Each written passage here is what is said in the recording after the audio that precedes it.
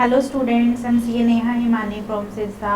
मैंने आपको पी का शेड्यूल 2 करवाया था लास्ट टाइम। ये ऑडिट की रिकॉर्डिंग चल रही है, सीए फाइनल ऑडिट की। तो हमने शेड्यूल 2 कवर अप किया था और 2 ऐसे कवर अप किए थे, ऐसे 500 एंड 501। तो जल्दी से उसका एक क्विक रिव्यू ले लेते हैं और इसमें हम शेड्यूल 1 कवर अप करेंगे और फिर नेक्स्ट वीडियो में मैं आपको पी सम अप कराऊंगी। हम खत्म करेंगे काउंसिल जनरल गाइडलाइन से। तो हमने शेड्यूल 2 किया था, तो शेड्यूल 2 में बताइए शेड्यूल 2 के अंदर कितने पार्ट थे बताइए। शेड्यूल 2 किया था हमने, कितने पार्ट थे? 3 part, part 1, part 2, part 3। Total कितने क्लोज थे? 15 क्लोजेस। टोटल कितने क्लोज थे हमारे शेड्यूल में? 15 क्लोजेस। 15 क्लोजेस थे हमारे शेड्यूल में। पार्ट 1 में कितने थे? 10, पार्ट 2 में 4 और पार्ट 3 में 1। 10 4 1, 10 4 1। फर्स्ट जो हमारा क्या था? Confidentiality. Second, delegation of authority, हम रूटीन वर्क डेलीगेट करेंगे। Third, forecasting.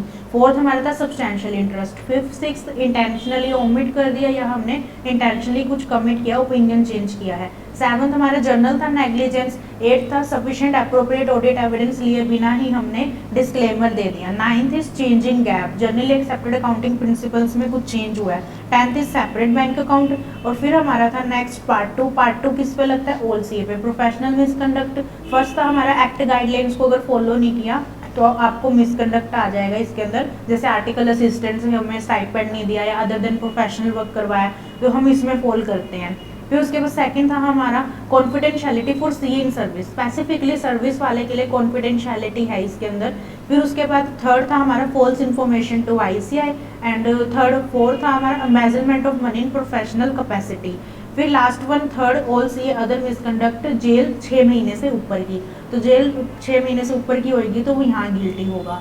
नेक्स्ट अब हम करते हैं हमारा शेड्यूल 1। शेड्यूल 1 स्टार्ट होता है। शेड्यूल 1 हमारा टोटल कितने क्लोजेज हैं शेड्यूल 1 में? 19। यहाँ पे क्या चार्ट बनता है हमारा? पी में टोटल कितने क्लोजेज हैं यहाँ पे शेड्यूल 1 के? 19। और 4 पार्ट है, फर्स्ट सेकंड थर्ड और फोर्थ। और यहाँ पे ग्राफ बनता है 12 2 3 2। तो यहाँ पे क्या बनता है? Schedule 2 19 clauses 4 part, 1 is 12 2 3 2। ठीक है। उसके बाद फर्स्ट पार्ट जो है वो हमारा किस पे लगता है? CA in practice professional misconduct.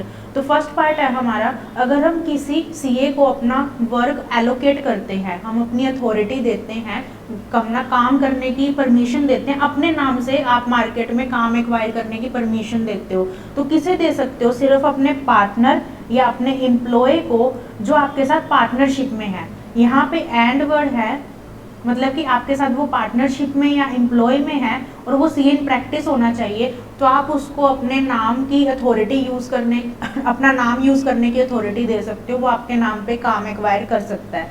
तो इनके अलावा अगर आपने किसी और को दिया है तो वो इस क्लोज के अंदर गिल्टी हो जाएगा।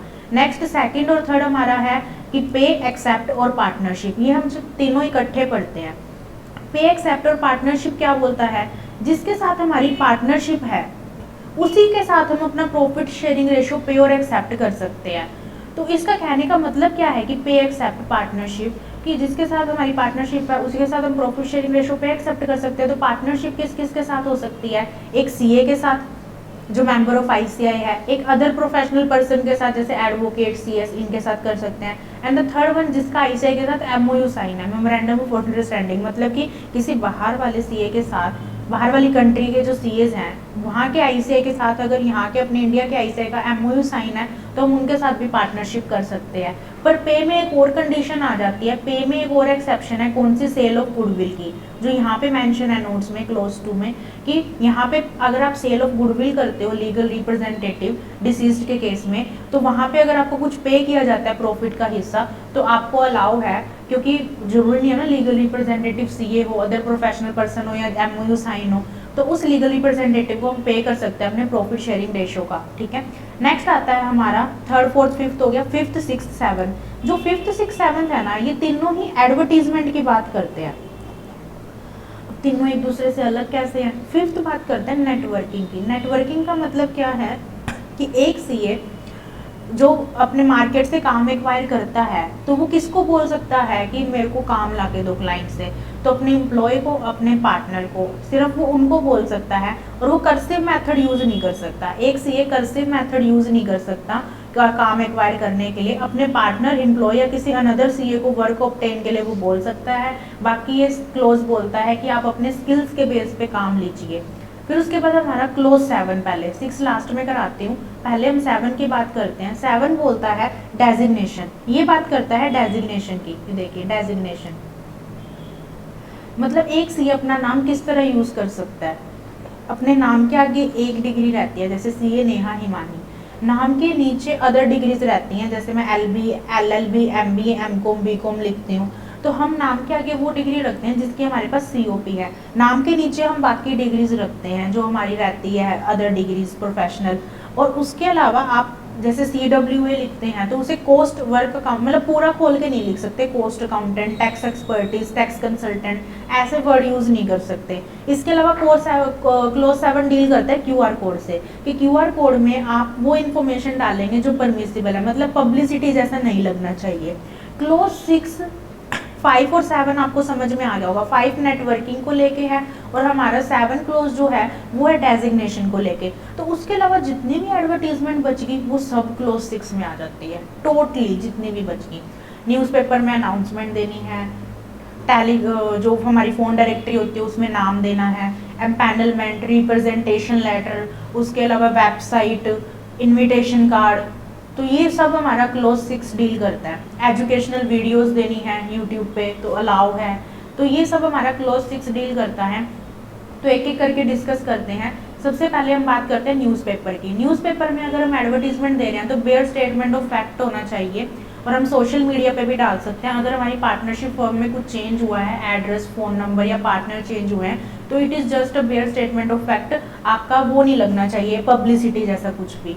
उसके अलावा कोचिंग क्लास को लेके 25 hours in a week allow है, हमें पता है कोचिंग क्लास का, अगर आप प्रैक्टिस में भी हो तो इन्होंने बोला कि आप अपना जो साइन, जो कोचिंग क्लास का बोर्ड रहेगा उस पर सब्जेक्ट नेम, ट्यूशन का नाम, कॉन्टैक्ट डिटेल, सब बस आप इतना ही डाल सकते हैं।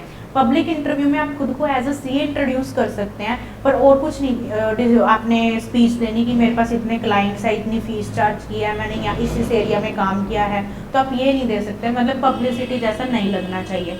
फिर उसके बाद नेक्स्ट आता है हमारा एम्पैनलमेंट। एम्पैनलमेंट में क्या लिखते हैं हम कि एम्पैनलमेंट में हम देते हैं कि रोविंग इंक्वायरी अलाउ नहीं है। एम्पैनलमेंट क्या होता है, जॉब के लिए जब हमारे एम्पैनलमेंट निकलते हैं तो हम सीए उसमें नाम देते हैं, तो एक सीए बार बार वहाँ पे कॉल करके नहीं पूछ सकता है, लेटर लिख के नहीं पूछ सकता कि क्या मैं सिलेक्ट हो गया, क्या मैं सिलेक्ट हो गया। तो इन्होंने मेनली रोविंग इंक्वायरी डिसअलाउ किया है कि रोविंग इंक्वायरी एक सीए नहीं कर सकता, रोविंग इंक्वायरी मना किया है।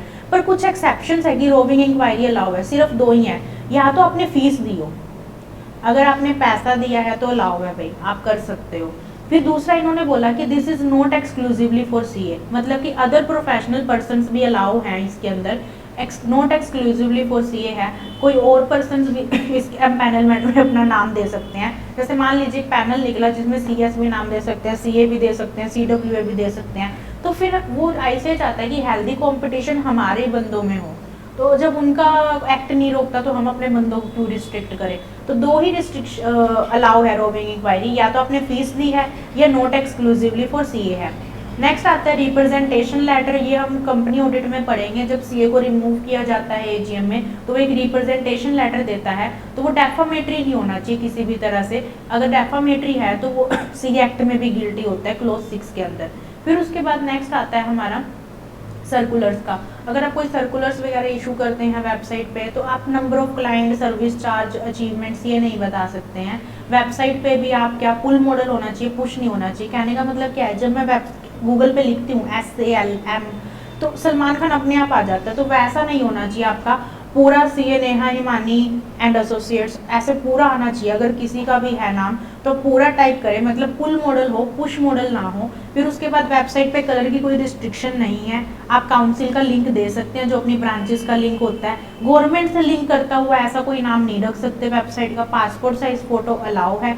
क्लाइंट्स का डाटा नहीं डाल सकते, आप कितनी फ़ी चार्ज करते हैं क्लाइंट से, किन को सर्विसेज दी हैं, तो वो अलाउ नहीं है। पर अगर रेगुलेटर परमिट कर दे तो अलाउ हो जाएगा। रेगुलेटर मतलब जो अथॉरिटी होती है वो परमिट कर दे तो अलाउ हो जाएगा। तो ये थी हमारी वेबसाइट की गाइडलाइंस। फिर थी हमारी बुक्स, बुक्स पे हम नाम लिख सकते हैं। अब सीए फर्म नेम भी अलाउ कर दिया गया है, इनविटेशन कार्ड पे भी फर्म का नेम अलाउ है, पर इनविटेशन ध्यान रखिएगा कि हम सिर्फ अपने रिलेटिव्स, क्लोज फ्रेंड्स और अपने क्लाइंट्स को दे सकते हैं, अपने पार्टनर के नहीं, अपने, ठीक है।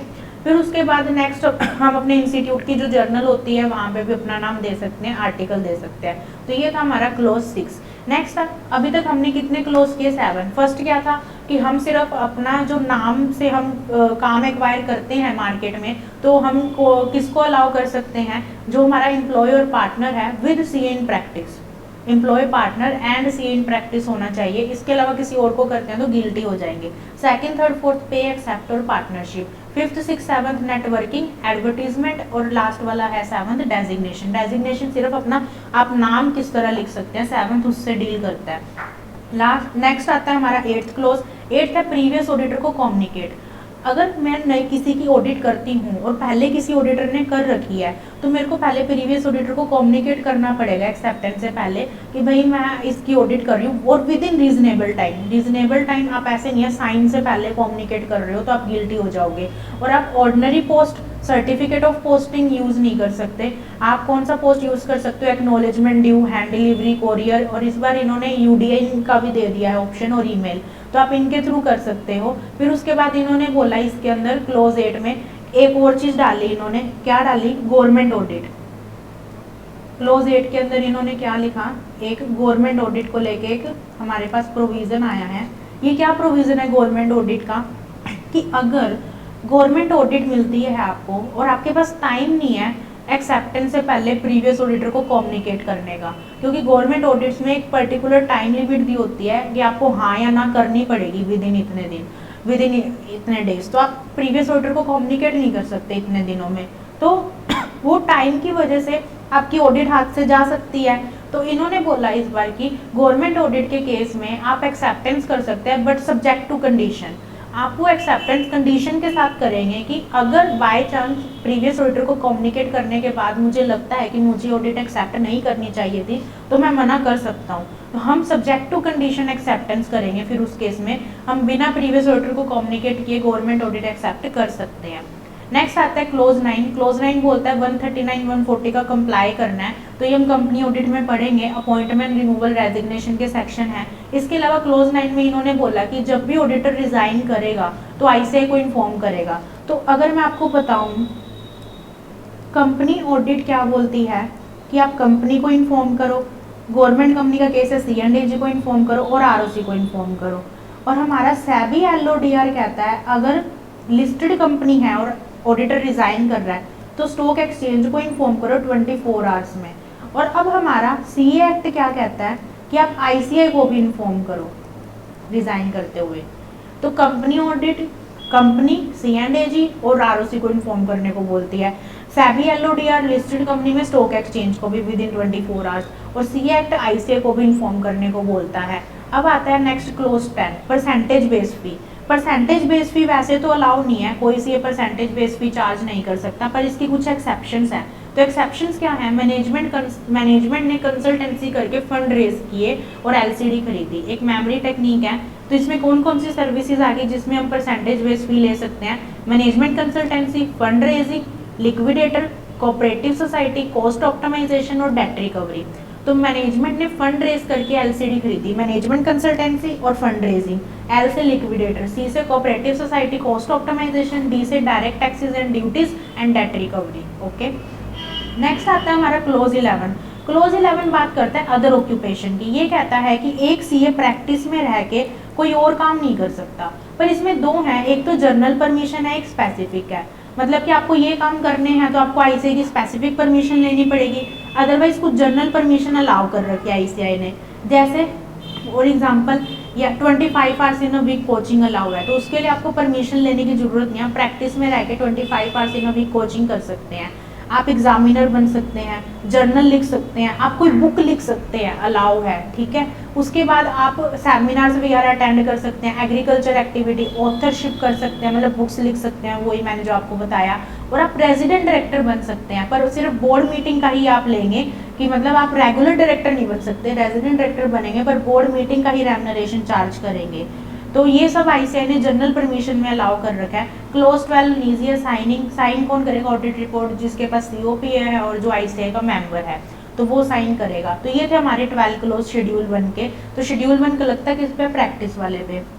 प्रोफेशनल मिसकंडक्ट है, फर्स्ट है कि हम सिर्फ अपने प्रैक्टिस वाले पार्टनर या एम्प्लॉय को अपने नाम की अथॉरिटी दे सकते हैं अपना नाम यूज करने की। सेकंड, थर्ड, फोर्थ पे accept partnership. Fifth, six, seventh networking, advertisement और डेजिग्नेशन। फिफ्थ और सेवंथ समझ आ गया तो सिक्स आपको इजीली आ जाएगा कि जितनी भी एडवर्टीजमेंट रहेगी वो सारी सिक्स में आ गई।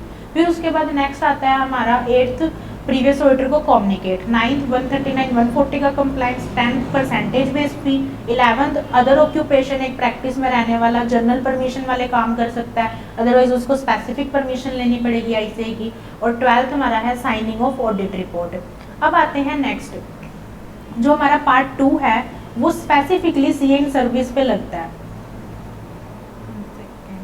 जो हमारा पार्ट 2 है वो स्पेसिफिकली किस पे लगता है? CA इन सर्विस पे।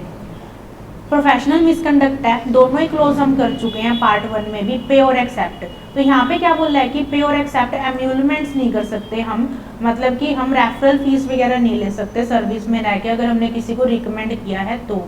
फिर उसके बाद पार्ट 3 के 3 क्लोज है। All CA professional misconduct. First क्या है? अगर ACA खुद को FCA दिखाए। FCA हम कब बनते हैं? प्रैक्टिस में रहने के बाद 5 साल बाद हमारे आगे FCA लग जाता है, फेलो चार्टर्ड अकाउंटेंट। तो अगर मैं अभी ACA हूँ और खुद को FCA दिखाती हूँ मार्केट में क्लाइंट के सामने तो मैं इस क्लोज में गिल्टी हो जाऊंगी। क्लोज 2 क्या है? Doesn't supply information to ICAI। मैंने बोला था ना फॉल्स इन्फॉर्मेशन वहाँ पे है शेड्यूल 2 में, और यहाँ पे क्या है? Doesn't supply information to ICAI। Clause 3 है हमारा रॉन्ग इन्फॉर्मेशन इन एम्पैनलमेंट। तो यहाँ से आप ध्यान रख लेना फॉल्स साथ में नहीं है, वहाँ पे फॉल्स आ गया, यहाँ पे फॉल्स इन्फॉर्मेशन इन एम्पैनलमेंट है और doesn't supply information to ICAI। Last हमारा आता है शेड्यूल 2 का पार्ट 4 जिसके 2 ही क्लोज हैं। एक तो 6 महीने या उससे कम की जेल है हमें, तो हम यहाँ पे गिल्टी हो जाएंगे। कहने का मतलब है अगर CA को 1 दिन की भी जेल हुई है ना वो गिल्टी तो होगा। 6 महीने या उससे कम में है तो शेड्यूल 1 के पार्ट 4 में, और अगर 6 महीने से ऊपर की है तो शेड्यूल 2 के पार्ट 3 में, ठीक है। और क्लोज 2 है हमारा डिसरिप्यूट टू प्रोफेशन। ये क्या है? इसमें एक एग्जांपल मैंने जैसे लिख के रखा है नोट्स में, चेक बाउंस। अगर किसी CA का चेक बाउंस हो जाता है बहुत छोटी अमाउंट का, तो मतलब आपने डिसरिप्यूट किया है प्रोफेशन को। डिसरिप्यूट का मतलब है कि आपने पूरी बिरादरी को डिसरिप्यूट किया, मतलब सिर्फ आपका नाम खराब नहीं हुआ, CAs का नाम खराब हुआ है। तो वहाँ पे हम ये क्लोज लगाते हैं डिसरिप्यूट टू प्रोफेशन। तो जब आप क्वेश्चन करेंगे और आपको लगेगा कि क्लोज टू कई जगह पे लग रहा है हमें आना चाहिए, तो आप ये देखिए कि क्या उस काम से पूरे CAs का नाम खराब हुआ है, तो वहाँ पे ये क्लोज लगता है डिसरिप्यूट टू प्रोफेशन। शेड्यूल 1 में कुछ अमेंडमेंट्स थी वो मैं आपको बता देती हूँ, वैसे मैंने डिस्कस कर ली पर कुछ रहती हैं वो मैं आपके साथ डिस्कस कर लेती हूँ। तो हमने शेड्यूल 1 किया। क्लोज 6 में सोशल मीडिया पे हम डाल सकते हैं न्यूज़पेपर के साथ, मैंने आपको बता दिया था परमिट है। उसके अलावा रोविंग इंक्वायरी वाला हमारा हो गया था, बुक्स का बता दिया था मैंने आपको। हाँ, अब हम एडवर्टीजमेंट डाल सकते हैं अगर firm silver, golden, platinum, century celebrate कर रही है तो यस हम पब्लिश कर सकते हैं ये चीज़ न्यूज़पेपर में कि हमने ये चीज़ सेलिब्रेट किया। पर हाँ अगेन पब्लिसिटी जैसा नहीं लगना चाहिए। स्पॉन्सरशिप एक्टिविटी हम कर सकते हैं पर वो स्पॉन्सरशिप ICAI के इवेंट में कर सकते हैं, और पर वहाँ पे हम अपने फर्म का नाम नहीं लिख सकते। मतलब CPRs के लिए स्पॉन्सरशिप हो रही है तो हम वहाँ पे स्पॉन्सरशिप कर सकते हैं। CPRs क्या होते हैं? प्रैक्टिस वालों को कुछ आवर्स कंप्लीट करने होते हैं सेमिनार्स के पर ईयर, तो अगर वो कंप्लीट करने के लिए हमने CPRs कंप्लीट करने के लिए कोई इवेंट ऑर्गेनाइज किया है और वहाँ पे स्पॉन्सरशिप कर रहे हैं तो कर सकते हैं, पर वहाँ पे हम अपने फर्म का नाम नहीं दे सकते। नेक्स्ट टीचिंग कोचिंग में 25 आवर्स इन अ वीक, और प्रैक्टिस वाला जो है उसका जो टीचिंग का बोर्ड होगा वो सेपरेट होगा और उस बोर्ड पे सिर्फ सब्जेक्ट नेम, कॉन्टैक्ट डिटेल और अपना इंस्टीट्यूट का नाम ये रहेगा, कोचिंग के इंस्टीट्यूट का नाम। फिर उसके बाद अगर क्लाइंट आपका डाटा मांगता है तो आप तभी देंगे, अदरवाइज आप खुद से नहीं देंगे, क्लाइंट को अपनी प्रोफाइल शेयर नहीं करेंगे। टेलीविजन मूवी क्रेडिट्स में आ सकता है आपका नाम, फर्म का नाम भी अलाउ है तो आ सकता है। फिर उसके बाद इन्होंने बोला प्रोफेशनल कलीग से आप अपना काम मांग सकते हैं, पर वैसे नहीं कि आप हर किसी से मांगे, अपने प्रोफेशनल कलीग्स मतलब CA से आप अपना काम मांग रहे हैं। एजुकेशनल वीडियो अलाउ है YT पे, जैसे GST कैसे ऑपरेट करे पोर्टल, इनकम टैक्स कैसे ऑपरेट करे, तो प्रैक्टिस वाले डाल सकते हैं, अलाउ है। क्लोज 7 में वही आई थी जो मैंने आपको बता दी, क्यूआर कोड और डेजिग्नेशन को लेके ही रहता है। क्लोज एट में गवर्नमेंट ऑडिट को लेके आया था, तो वो मैंने आपको बता दिया। और एक यूडीएन वाला भी आया है कि यूडीएन के थ्रू भी हम इन्फॉर्म कर सकते हैं। हाँ, अगर सामने वाले सीए की प्रीमाइसेस लॉक मिलती है तो इसमें हम गिल्टी नहीं होंगे। अगर हमने उसे रजिस्टर्ड एड्रेस पे भेजा, मतलब जो उसने आईसीआई में अपना एड्रेस दिया है हमने वहीं पे भेजा है, कम्युनिकेट किया है और उसकी प्रीमाइसेस लॉक मिली है, तो हम गिल्टी नहीं होंगे। और ये सभी तरह की ऑडिट्स पे लगता है प्रीवियस ऑर्डर को कम्युनिकेट करना, तो ये पहले भी था और अब भी है कि ऑल ऑडिट्स कवर अप करता है ये। क्लोज 9 आईसीआई को इन्फॉर्म करेंगे हम। क्लोज 11 में एक क्लोज आया है, अगर कोई प्रैक्टिस का पर्सन, अगर कोई बंदा प्रैक्टिस में है, ठीक है, और उसका एचयूएफ का बिजनेस है, पर वो एचयूएफ के बिजनेस में एंगेज नहीं है, पर जो करता है वो उसकी डेथ होगी। कर्ता की डेथ की वजह से हुआ क्या कि वो कर्ता बन गया, क्योंकि और कोई वारिस नहीं था, तो वो कर्ता बन गया, पर वो प्रैक्टिस में था और ऑटोमेटिकली वो बिजनेस में ज्वाइन हो गया ड्यू टू कर्ता की डेथ से। तो इस वजह से क्या है कि वो गिल्टी हो जाएगा क्लोज 11 में अदर ऑक्यूपेशन में। पर इस बार इन्होंने बोला कि अगर ऐसा कुछ सिस्टम है तो उसको 3 चीजें प्रूफ करनी है। पहला कि ये बिजनेस इनहेरिटेंस में मिला हुआ है, मतलब पहले से चलता आ रहा है। दूसरा, ये कर्ता के मरने से उसको मिला है, मतलब कि वैसे नहीं मिला, कर्ता मर गया और कर्ता की डेथ होगी और इस वजह से वो इस बिजनेस में कर्ता बना है। और थर्ड वन, वो एक्टिवली एंगेज नहीं है इस बिजनेस में। अगर ये 3 चीजें वो प्रूफ कर देता है तो उसको गिल्टी नहीं करेंगे हम क्लोज 11 में अदर ऑक्यूपेशन में, ठीक है। और जब भी हम क्लोज 11 में अदर बिजनेस की बात करते हैं ना, तो एक क्लोज 4 भी हिट होता है। क्लोज 4 क्या कहते हैं, हम पार्टनरशिप सिर्फ 3 के साथ ही कर सकते हैं। तो अगर हम क्लोज 11 में किसी के साथ पार्टनरशिप कर रहे हैं, जैसे मैं एचयूएफ का एग्जांपल दिया, या पार्टनरशिप फर्म का भी आ सकता है इसके अंदर, तो पार्टनरशिप फर्म में क्लोज 4 भी हिट हो जाता है, तो हम वहाँ भी लिखेंगे कि सीए गिल्टी नहीं होगा, क्योंकि क्लोज 11 में उसको स्पेसिफिक परमिशन गिवन है। तो 11 और 4 का एक कॉम्बिनेशन बनेगा। ओके, शेड्यूल 2 में मैंने आपको बताई थी ऐसा सब्सटेंशियल इंटरेस्ट सभी ऑडिट्स पे एप्लीकेबल है। तो ये थी हमारी 1 और 2 टोटल। तो हमने सारे जल्दी से हम एक क्विक रिकैप ले ले। शेड्यूल 2 कितने क्लोज थे, 15। कितने पार्ट हैं, 3, 10, 4, 1। पार्ट 1 किस पे लगता है, प्रैक्टिस वाले पे। कौन सा मिसकंडक्ट है, प्रोफेशनल मिसकंडक्ट। फर्स्ट है कॉन्फिडेंशियलिटी, सेकंड है delegation of routine work, third forecasting, fourth substantial interest, fifth sixth है इंटेंशनली ओमिट और इंटेंशनली ओपिनियन चेंज करना, कमिट करना, seventh negligence, eighth Sai sufficient appropriate audit evidence ना लेना, नाइन्थ हमारा change in gap, 10th separate bank account. Next all CA पे लगता है हमारा पार्ट 2। कौन सा मिसकंडक्ट है, professional misconduct. First, act guidelines follow नहीं की। सेकंड हमारा है confidentiality for CA in service. Third है false information to ICI. Fourth, embezzlement of money in professional capacity. Third हमारा है all CA other misconduct, jail 6 महीने से ऊपर की हुई है किसी सीए को। फिर हमने किया शेड्यूल 1। शेड्यूल 1 के कितने क्लोज है, 19। कितने पार्ट है, 4, 12, 2, 3, 2। तो फर्स्ट पार्ट किस पे लगता है, प्रैक्टिस वाले पे, professional misconduct. First clause, CA in practice, employ या पार्टनर सिर्फ उसी को अपने नाम की अथॉरिटी दे सकते हैं। सेकंड, थर्ड, फोर्थ, पे accept partnership. Fifth, six, seventh, networking, advertisement, designation. Eighth, previous auditor को कम्युनिकेट करना है। Ninth, 139, 140। 10th, percentage based fee. 11th, other occupation. 12th, signing off audit report. Next उसके बाद हमारा आता है पार्ट 2।